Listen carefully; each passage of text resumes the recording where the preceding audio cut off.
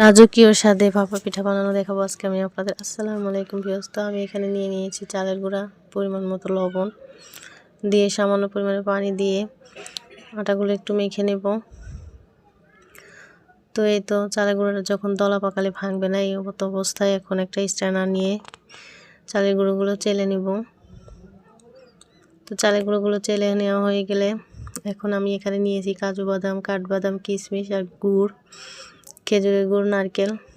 এখন একটা বাটি নিয়েছি এরকম, আপনাদের কাছে পিঠার সাজ থাকলে সাজের মধ্যে বানাতে পারেন। তো অর্ধেকটা চালের গুঁড়ো দিয়ে এখন দিয়ে দিব গুড়, নারকেল, কিশমিশ, কাজু বাদাম, কাঠবাদাম গুলো দিয়ে আবারও উপরে চালের গুঁড়ো দিব। চালের গুঁড়ো দিয়ে হালকা হাতে একটু চেপে দিতে হবে। হালকাভাবে চেপে দিয়ে আমি এভাবে একটা পাতলা কাপড় নিয়েছি। এখন আমি রাইস কুকারে গরম পানি বসিয়ে এখন রাইস কুকারের স্ট্যান্ডারের উপরে এটা দিয়ে ভাপ দিব। তা আপনারা চাইলে চুলাতেও করতে পারেন, তো আমি রাইস কুকারে করে নিয়েছি আর কি। তো এই তো আমার পিঠাগুলো হয়ে গেছে। তো এইভাবে আপনারা একবার হলেও ভাপা পিঠা ট্রাই করে দেখবেন, খুবই মজা হয়।